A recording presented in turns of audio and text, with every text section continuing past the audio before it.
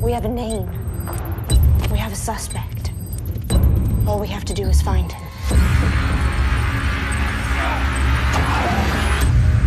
And how do you propose we do that?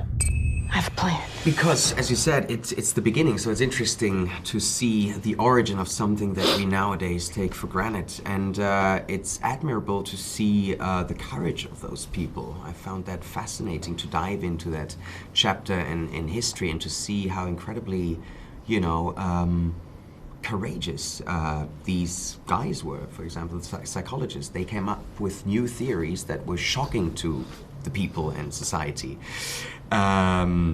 And so they were incredibly progressive and real pioneers. And that, I think, is each one of our character is like that. Miss Howard, let me introduce you to Dr. Laszlo Chrysler. I've read your work. I found it fascinating. Most of it. I think we all agree that it sort of holds a mirror up to our present day and makes people question how far we have come and how little has progressed. And there are still elements, negative elements that are portrayed within the Alienist that you still see today. And I think Dakota can talk very clearly about one of them that, you know, has become very topical right now.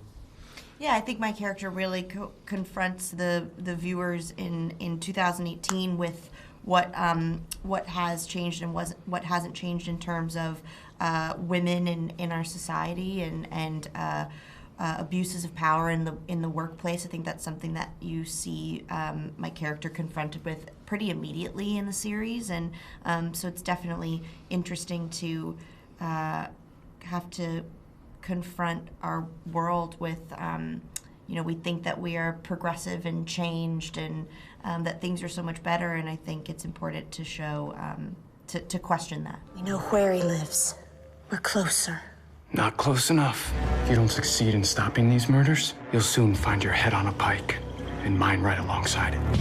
I find the bones to be the most reliable witness, while my brother's more a man of the flesh. He means the soft tissue. He was great. We were, he directed episodes 6 and 7, 2 of my favorite episodes, actually, in the series.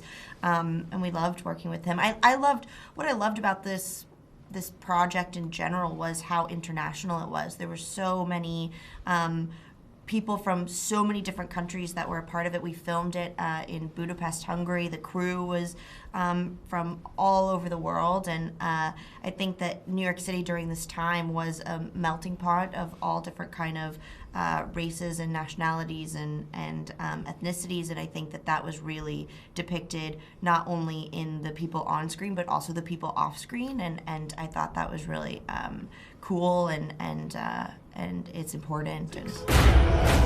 We know the killer's conscious thoughts are fixed on violence. If we get too close, that violence might well spill over onto us.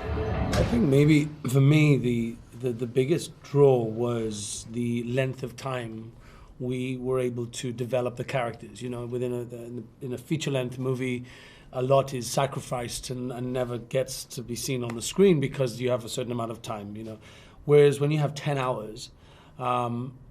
Each episode is an hour, and you get to delve very deeply into the characters, into the subject matter, and there are some really wonderful characters that appear, you know, throughout the story, and they may just be in one episode, but they add such a layer to all of our characters and to the story. It was a really lovely thing, and not necessarily that would have happened if it was just a movie, and they did attempt to make The Alienist into a movie for a very long time, and failed because of the book. The Caleb Carr's novel is so detailed and so dense, and it deserved 10 hours, and in a way was the draw for me, was that, you know, I was able to spend 7 months with this character and with us, and spend 7 months with these two. Yeah.